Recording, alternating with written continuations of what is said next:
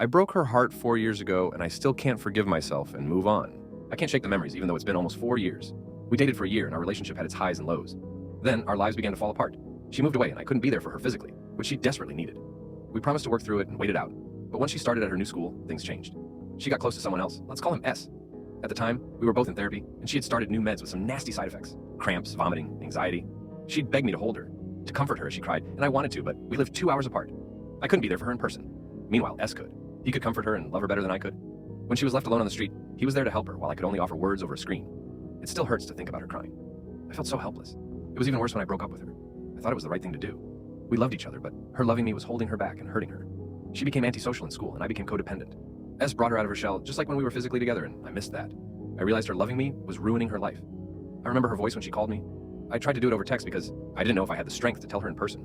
"Do you really want to do this?" she asked, her voice cracking with tears. Everything inside me told me to say no. But I knew what was best and told her yes. She made me promise to check on her in a year or two, and if she was healthy, we'd work it out. "Even if it's a lie, please promise," she said. I couldn't help but cry. I had broken her, yet she begged me to lie to her. I spent 2 years trying to fix and better myself. But when the time came, she was the one who reached out. "I felt like we had unresolved business," she said. I wanted to say so much, but I couldn't. I was nothing more than a burden she loved to carry. I hated myself for what I put her through, so I kept quiet. She told me she was happy with S, and that's all I ever asked for. A part of me was relieved that my choice led to her happiness. But sometimes, I still wish things had worked out differently.